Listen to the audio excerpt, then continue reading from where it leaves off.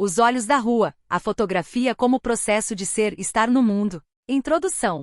A educação ambiental, principalmente na sua vertente crítica, vem sendo vista como uma maneira de criar novas formas de compreender o mundo e lidar com as dificuldades que ele nos apresenta. Mais que uma prática educativa, é também uma maneira de pensar e agir a partir de valores que vão contra o padrão vigente e buscam uma sociedade mais igualitária. Reigota, 1994, Lairargues, 2012.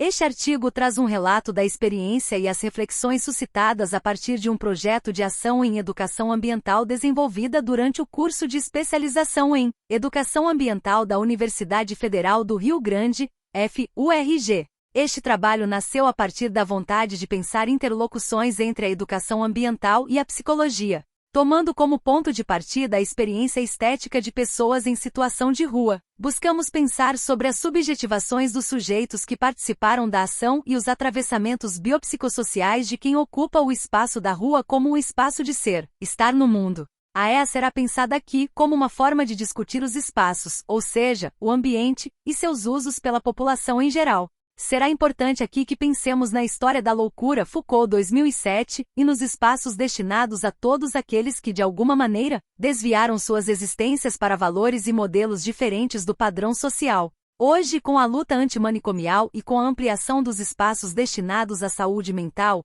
os muros dos manicômios tendem a ficar cada dia menores e mais restritos. Isso não significa, porém, que uma significativa parcela de pessoas ainda esteja presa em muros sociais invisíveis, mas suficientes para mantê-las à margem do cotidiano das cidades. São enclausurados, então, aqueles que representam o fora, a desrazão e a loucura, todos marcados pelo signo da doença e por isso, excluídos do convívio social. Em verdade, representam tudo aquilo que não suportamos. Sander, 2010. As pessoas em situação de rua são caracterizadas como aquelas que usam este espaço como local de moradia e convivência de forma permanente ou temporária. Costa, 2005.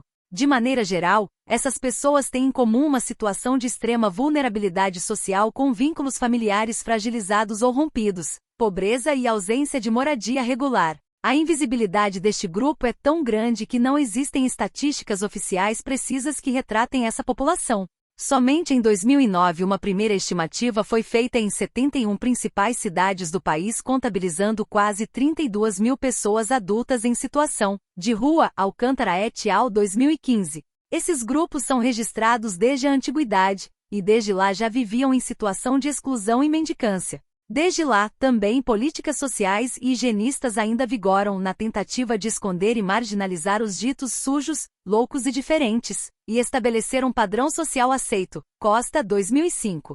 Nesse sentido, pensar os espaços da rua como espaços políticos faz muito sentido na perspectiva crítica da educação ambiental. Assim como faz sentido também pensar os sujeitos da rua como sujeitos políticos invisibilizados por um sistema social e econômico que não os vê como produtivos e organizados. Tendo em vista estas problemáticas, a questão motivadora deste trabalho é discutir sobre o que representa para nós, nos tempos atuais, a marginalização e a invisibilidade de alguns grupos sociais. Os hospitais psiquiátricos, as ruas e as periferias estão cheias. Mas o que há lá? Quem são essas pessoas? O que tem a dizer? Assim, este projeto busca dar voz às pessoas em situação de rua usando a arte da fotografia como ferramenta de diálogo do sujeito com ele mesmo e dos sujeitos com seus possíveis leitores. Pensar o humano a partir do seu contexto dá luz às questões históricas e sociais muito sérias e que interferem na vida de todos nós. A psicologia se propõe a pensar o humano de forma complexa e ampla, e por isso pode se unir à educação ambiental crítica para discutir as questões que esse trabalho levanta: invisibilidade, marginalização, subjetividade, humanidade. Portanto, o objetivo deste artigo é, através de um estudo de caso, trazer reflexões sobre a subjetivação dos sujeitos em situação de rua participantes da ação sobre sua cidade e o espaço que ocupam, a partir da ação realizada. Além disso, buscamos aqui discutir como a arte e a estética podem influenciar nossa relação com o meio e podem ser constitutivas de um eu mais rico e integrado ao mundo. Para pensarmos essas questões, inicialmente o artigo trará uma breve apresentação da ação em educação ambiental em suas etapas. Em seguida, faremos uma discussão teórica permeada pelos resultados da prática e, por fim, trazemos nossas considerações finais. Ação em educação ambiental. A proposta deste trabalho foi pensar em uma ação que partisse de uma perspectiva crítica da EA, onde os participantes da ação fossem protagonistas de seu processo pedagógico, numa construção conjunta e orgânica. A ideia surgiu para que pensássemos a experiência radical de viver em situação de rua para problematizar o sentido político que a ocupação dos espaços urbanos nos apresenta. Além disso, pensar que essa existência dita aos olhos da rua, a fotografia como processo de ser, estar no mundo errante está permeada por sentidos subjetivos cheios de delicadeza e riqueza interna. Portanto, nossa ação está baseada no uso da fotografia como elemento estético dialógico para considerarmos uma nova forma de pensar a EA. Para facilitar o acesso aos participantes da ação, estabelecemos uma parceria com o Centro Pop, centro de referência especializado para a população em situação de rua, do município de Rio Grande, RS. Após algumas visitas ao local, foram agendadas as primeiras atividades de oficinas de fotografia, realizadas pela equipe do Laboratório de Fotografia da Universidade Federal do Rio Grande, FURG. A primeira atividade consistiu em uma oficina de fotografia pinhole, método em que a foto é feita utilizando uma câmera artesanal feita de lata. Montamos uma sala escura onde pudemos manusear as câmeras e posicionar o papel fotográfico dentro das latas. Depois disso, fomos à rua e cada participante fez a sua foto. Após, realizamos a revelação dos negativos na sala escura e pudemos ver as primeiras imagens aparecendo. Cada participante pôde ficar com uma câmera para realizar uma foto sozinho durante a semana seguinte. Na segunda oficina, os participantes da ação visitaram a universidade e receberam os positivos das fotos da primeira oficina. Além disso, fizemos mais fotos e revelamos no próprio laboratório da FURG. A terceira oficina foi realizada no Centro Pop com o uso de câmeras digitais. Fizemos fotos dos arredores do local e aprendemos a manusear as câmeras. A quarta oficina foi uma saída aos locais da cidade que os participantes da ação sugeriram para fazermos fotos, também com as câmeras digitais. Por fim, os autores das fotografias reuniram suas imagens preferidas para montarmos um mural no Centro Pop. Além disso, as fotos escolhidas por eles foram expostas em um festival artístico promovido pela prefeitura do município que contou com a participação de diferentes artistas da cidade. Nesta ocasião, os fotógrafos do nosso projeto visitaram sua exposição que aconteceu no campus da universidade. Reflexões, estética e subjetividade na EA. Tomaremos aqui o conceito de meio ambiente proposto por Reigota, que considera meio ambiente como um lugar determinado e ou percebido onde estão em relações dinâmicas e em constante interação os aspectos naturais e sociais. Essas relações acarretam processos de criação cultural e tecnológica e processos históricos e políticos de transformação da natureza e da sociedade. 2006. Podemos observar, portanto, que a leitura que teremos de mundo e de meio ambiente vem atravessada por uma série de questões culturais, históricas e sociais que nos permitem uma diversidade de horizontes, marcadas pelas experiências individuais de um contexto e de um tempo. Assim, abandonamos a noção simplista de meio ambiente e abrimos a possibilidade de aprendermos com os sujeitos da ação, sobre de que meio ambiente estamos falando a partir de suas próprias perspectivas. Faremos aqui o exercício interpretativo do mundo do outro, assumindo a posição de espectadores em uma prática dialógica e investigativa, como aponta Ischenberger, 2016. Considerando o conceito de meio ambiente que trouxemos acima, poderíamos concluir que, a princípio, exista uma conexão íntima entre o ser humano e o meio que o cerca. Afinal, o lugar que ocupamos no mundo, seja ele físico ou subjetivo, é dotado de uma rede de significados construída ao longo de nossa existência. Nesse sentido, o meio ambiente que nos cerca é também tecido de sentidos atribuídos em função de uma cultura e tempo, tornando-se lugar de afeto, onde são construídas as bases de nossas relações com o mundo e com nossa própria identidade. A partir daí, a noção de pertencimento é importante para entendermos as representações que damos ao mundo que nos cerca. Cousin, 2010. A globalização e a transitoriedade, características de nossa época, mudaram nossa relação com o meio ambiente. Como produto do sistema capitalista hegemônico, temos também uma fragmentação das relações, não só entre os humanos, mas entre o humano e a natureza. Aos poucos, nossa noção de pertencimento foi distanciando-se do mundo material, do lugar em que vivemos, e foi tornando-se cada dia mais virtual. Isso leva-nos a um desenraizamento que nos distancia a tal ponto de fragilizar nossa própria noção cultural e identitária. A lógica desenvolvimentista na qual estamos imersos, provoca mudanças nos modos de vida, criando o que Marin e Silveira 2009 chamam de os não-lugares, ou seja, espaços desprovidos de sentido e relação histórica e identitária. Esses não-lugares podem levar-nos a desaprender a relação sensível com o meio numa deseducação dos sentidos, que nos desconecta do mundo, Marin e Silveira, 2009. Assim, a relação estética com a natureza e a sensibilização dos sentidos promove uma relação dialógica com a natureza que é fluida e existencial, dando-nos a noção de lugar, de pertencimento e a de ser, estar no mundo. A criação de sentido a partir da experiência estética dá forma à nossa existência, aos nossos desejos e valores e, portanto, geram significados que enriquecem a subjetividade humana. Conforme Dufresne, a experiência estética assume um caráter transcendental, pois entende que ela se situa na origem, naquele ponto em que o homem, confundido inteiramente com as coisas, experimenta sua familiaridade com o mundo, a natureza se desvenda para ele, e ele pode ler as grandes imagens que ela lhe oferece. Dufresne, 2002. Assim, o ser humano não olha ao mundo mais a partir de seu lugar descolado, não mais como algo a ser admirado e manipulado, mas sim como parte de si, confundindo-se com o meio e familiarizando-se com ele. O meio passa a ser, então, como um espelho onde me vejo, onde posso me identificar, invadido pela sua imensidão e infinidade de possibilidades, me transformando e fluindo com o mundo. No caso dos envolvidos neste projeto de ação, podemos imaginar que essa fusão com o mundo se misture ainda mais com o modo de vida de que dispõe, onde as pessoas em situação de rua vivem confundidas inteiramente com o meio, objetos que se movem, fundidas à cidade, como um cinstício.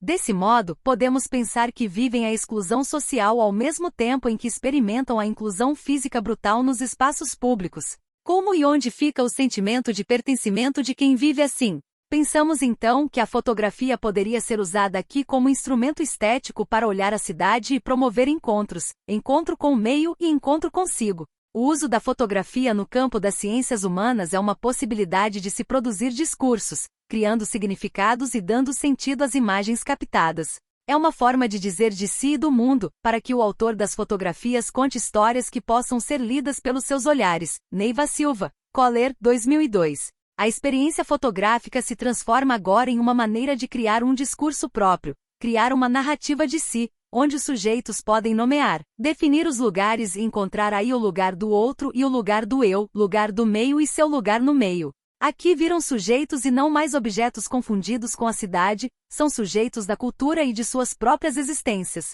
A câmera nas mãos lhes dá poder de discurso, de produzir algo, de dizer a cidade através das suas fotos. As primeiras experiências nas oficinas com as câmeras Pinhole trouxeram um aspecto mágico ao processo, onde o espanto em ver a foto nascer de uma lata era a primeira reação. Aos poucos, depois de entender como a câmera funcionava, era necessário escolher um local, um objeto ou um cenário para fazer a foto. O fato de se ter uma única chance, ou seja, de ter disponível ali na lata um papel posicionado para uma foto específica daquele momento, fez com que eles fossem tomados pela importância do olhar. Eles especularam os arredores do Centro Pop com cuidado para escolher a locação e produzir a sua foto. Dois sentimentos foram muito marcantes. Primeiro, o cuidado com o material, a delicadeza com que manejaram tudo e depois, a preocupação com a escolha da melhor posição para enquadrar aquilo que eles queriam que fosse fotografado. Nesse momento percebemos que começaram a treinar o olhar para uma nova forma de interpretar o espaço que estavam ocupando ali, naquele centro de assistência municipal. Aos poucos, o cenário dos arredores do Centro Pop não foi mais sendo suficiente, e pediram que saíssemos para outros locais da cidade. E o que eles buscavam com isso? A beleza da cidade. As locações escolhidas eram locais mais harmoniosos, mais bem cuidados e com beleza natural. Percebemos ali que experimentar o mundo através da câmera era como experimentar uma dimensão estética da cidade. A figura 1 a seguir mostra algumas das fotos produzidas com as câmeras Pinhole, A, e também algumas fotos feitas com câmeras digitais em uma praça da cidade, B. Os argumentos apresentados pelos participantes do projeto para que fizéssemos saídas pela cidade era de que o cenário que cerca o Centro Pop é feio e não tinha nada a ser fotografado. Essa vontade expressa algo que Marin e Casper, 2009, trazem em seu texto quando nos dizem que a relação com o ambiente é necessariamente uma relação estética. A busca por locais diferentes daquele degradado para fotografar é uma busca pelo belo, algo inato na condição humana. Pensemos agora sob a ótica da justiça ambiental, a respeito da disponibilidade do belo e a oportunidade de vivenciar a experiência estética a partir da beleza. Seria possível considerar que temos todos as mesmas chances de apreciação do belo? Nossa ação mostra que não. As primeiras fotos, tiradas ao redor do Centro Pop, retratam uma realidade que, quando confrontada com as fotos tiradas na praça e no cais do porto, mostram que houve um movimento sutil em busca do belo. Figura 2. A cidade e o mundo, em sua distribuição desigual, reserva aos grandes centros a possibilidade de um mínimo de cuidado, saneamento, higienização e manutenção, enquanto deixa as periferias ambientes mais deteriorados e pobres esteticamente, bem como a maior parte dos problemas ambientais. E como esperado, os locais mais bem elaborados e com maior cuidado estético está restrito mais ainda às propriedades privadas e aos verdadeiros donos do capital. Freud, em O Mal-Estar na Civilização, diz que a felicidade na vida é predominantemente buscada na fruição da beleza, onde quer que esta se apresente a nossos sentidos e a nosso julgamento. A beleza das formas e a dos gestos humanos, a dos objetos naturais e das paisagens e a das criações artísticas e mesmo científicas. A atitude estética em relação ao objetivo da vida oferece muito pouca proteção contra a ameaça do sofrimento, embora possa compensá-lo bastante. A fruição da beleza dispõe de uma qualidade peculiar de sentimento tenuemente intoxicante. A beleza não conta com um emprego evidente, tampouco existe claramente qualquer necessidade cultural sua. Apesar disso, a civilização não pode dispensá-la. Freud, 1930. Entendemos então que o belo, seja ele natural ou construído por nós, faz parte das oportunidades estéticas humanas e das vivências necessárias para o desenvolvimento dos sentidos e da nossa sensibilidade subjetiva para a vida. Como lembra Marin e Casper, 2009, a necessidade estética funciona como mais uma necessidade socioambiental e deveria permear os discursos inclusivos, deixando de ser considerada artigo de luxo para ser condição básica para a vida humana. Isso nos leva a pensar na posição crítica da educação ambiental, onde, antes de procurar por transmissão de valores e conscientização, é necessário dar aos sujeitos oportunidades edificantes, onde eles mesmos, a partir da riqueza ambiental, possam construir suas riquezas subjetivas, desenvolvendo-se a partir e com o ambiente em constante troca. Para alguns, numa lógica liberal e capitalista, dar voz a essa população marginalizada pode parecer pouco produtivo e não muito interessante. Para nós, aqui neste projeto, é um rompimento, uma falha no sistema, um ato político. Apesar de estarem passando por condições extremamente desumanas, essas pessoas têm muito a nos dizer, pois elas assumem o não lugar, elas fogem dos padrões e escancaram a vida pública, mostrando-nos aquilo que queremos esconder de nós mesmos. Eles representam o que chamamos de os excluídos e os desviantes, pois mostram, nas suas condições precárias de sobrevivência, que estamos longe de atingir condições dignas a todos e todas. Portanto, entendemos que o primeiro passo para lutar contra essa desumanização é oportunizando espaço e visibilidade às demandas dessa população. Christian Dunker, 2009, quando nos explica sua lógica do condomínio, mostra nossa tendência a reduzir em espaços fechados, círculos protegidos, aquilo que consideramos bom, justo e correto. Fechamo-nos em muros físicos e simbólicos, na tentativa de nos proteger do mundo lá fora, cruel e violento, fugindo do que consideramos mal no mundo. E quando isso não é possível, fechamos os desviantes e os olhos da rua, a fotografia como processo de ser, estar no mundo. Excluídos em muros simbólicos invisíveis, mas muito eficazes. Dar voz a quem vive atrás destes muros é a nossa possibilidade de ver a complexidade humana e a real fuga de nós mesmos quando anulamos o outro. Gadamer, 1985, diz que a negatividade é necessária para a arte. Com isso, o filósofo quis dizer que há algo na arte que funciona como uma falha, como uma fissura na superfície lisa, que de certa maneira nos desacomoda. Assim, a obra de arte pressupõe um abalo ao observador, tirando-lhe do lugar comum, fugindo da estruturação óbvia e automática do pensamento. Por esse motivo, podemos pensar que a estética abre espaço para aquilo que nos é estranho e, a partir daí, abre espaço para a percepção mais precisa do outro.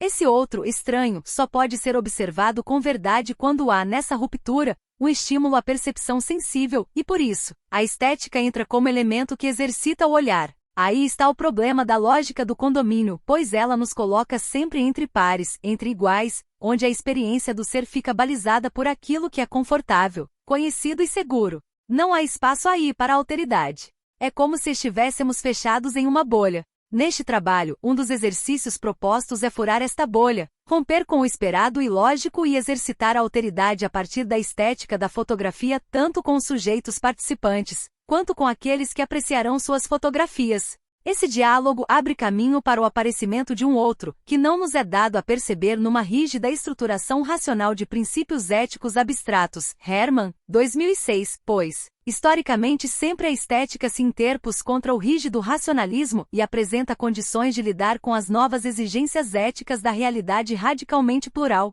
Herman, 2006. Assim, aos poucos, a estética nos ajuda, pois provoca o estranhamento, nos levando a trabalhar fora da zona de conforto e auxiliando na busca por sentido em uma esfera mais sensível, aberto ao outro e deixando-nos afetar por ele. As fotos produzidas em nossas oficinas nos dão a possibilidade de diálogo com o outro. Podemos considerar então que por esse viés a arte, a natureza, meio ambiente e o outro ocupam a mesma posição em relação ao eu e funcionam como espelhos.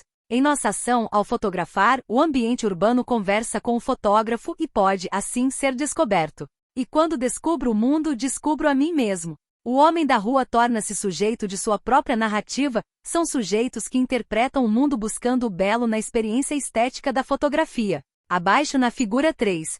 Mais algumas das fotos que mostram essa busca em redescobrir o mundo e a si através da arte. Na experiência estética, nessa troca sensível entre o sujeito e o mundo, é possível ressignificar nossa relação com o meio ambiente e é possível, também, ressignificar nossa relação com nós mesmos. Por isso, na experiência estética, o ser humano se transforma. Lago, 2012, traz em seu texto a perspectiva ontológica do filósofo Hans-Georg Gadamer para discutir como a experiência estética pode ser um caminho para a formação do ser, onde a experiência estética promove a autoformação, na medida em que possibilita a experiência profunda de si, de quem a realiza, na relação consigo, com o outro e com o mundo. Acontece dessa forma por pressupor uma certa abertura e receptividade de novas ideias, de novas possibilidades. Para Gadamer, significa que quem entra em jogo com a obra é convocado ao ser. Contudo, é importante destacar que plenitude da experiência estética como autoformação somente é possível de ser atingida no jogo intersubjetivo que ocorre com o viger do outro. Lago, 2012. Gadamer utiliza a ideia de que a experiência humana é pautada pela linguagem e usa a alegoria do jogo para explicar a importância da postura dialógica na qual ambos os interlocutores são transformados. Dessa forma, ele entende que compreender o que se lê ou interpreta só é possível quando aprofunda o respeito pela alteridade. No jogo, por exemplo, uma postura dialógica é essencial para que haja engajamento dos participantes a ponto de fazer a dinâmica acontecer. Dessa forma, o outro se torna algo a ser lido e interpretado e esse movimento provoca mudanças no eu. Quando imersos na experiência estética, a arte é o outro a ser lido e o observador acaba sendo interpelado por aquilo que observa. Ao mesmo tempo, aquilo que é observado também não permanece estático. Surge aí a ideia do sujeito-intérprete, presente no mundo-texto, e nessa relação eu-mundo uma profunda experiência de si é possível. Como mencionamos antes, terminamos este projeto de ação com uma exposição das fotos produzidas nos locais escolhidos pelos participantes. As fotos, quando expostas, revelam a potência desses sujeitos, mostrando suas forças internas e sua capacidade criativa. São os olhares de quem não conhecemos e muitas vezes não queremos que sejam reconhecidos. Abaixo, figura 4, podemos ver algumas imagens ilustrativas da exposição e da visita que os autores das fotos realizaram.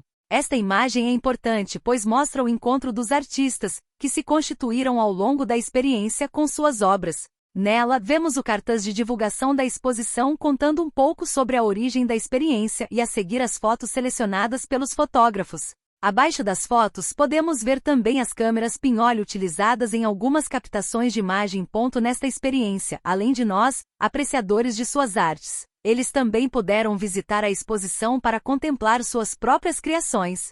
Quando chegaram, buscaram identificar as fotos e seus respectivos autores, numa busca por si mesmo. Buscar a si mesmo na cidade é um movimento importante para nós, pois indica a possibilidade do diálogo dos sujeitos consigo e com o local que habitam. Nesse sentido, podemos imaginar que um primeiro passo aqui foi dado, plantando a semente de uma construção subjetiva de identificação e troca. Considerações finais. A proposta deste trabalho teve como intenção partir de um pressuposto importante para a EA.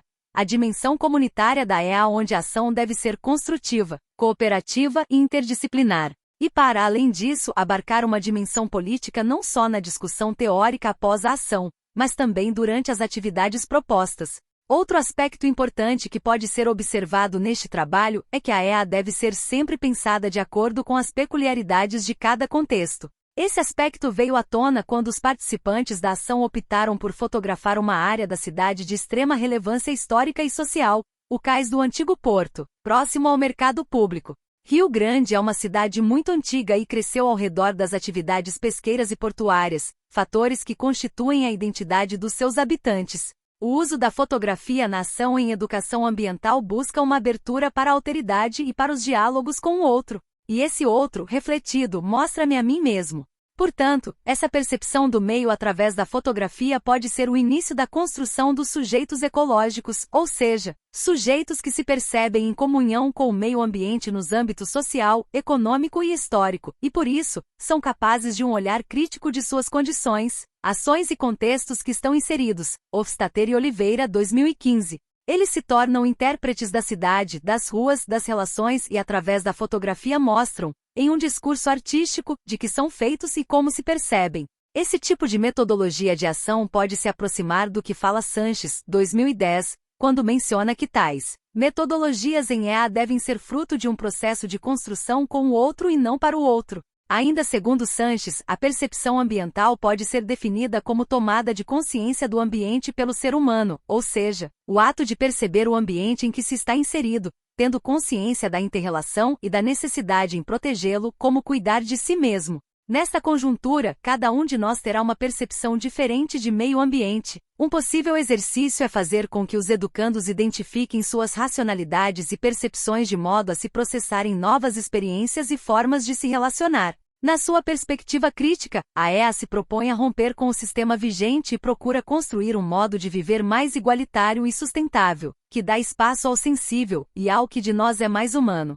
Acreditamos que a arte é uma maneira de reconexão do humano com o mundo e consigo mesmo, e que, através dessa conexão, podemos estabelecer espaços e laços mais saudáveis e construtivos. Acreditamos também que todo e qualquer indivíduo carrega uma história a ser contada, única e exclusiva, que faz parte de uma grande soma de histórias que compõem o grande mosaico humano. E nesse mosaico todas as formas de vida devem ser respeitadas e ouvidas, com espaço para a expressão de seus desejos e angústias. A arte abre a possibilidade do vazio, do diálogo, do não saber. Abre uma fenda onde podemos nos relacionar com o mundo, com o outro e com nós mesmos através de um olhar mais apurado, sensível e verdadeiro.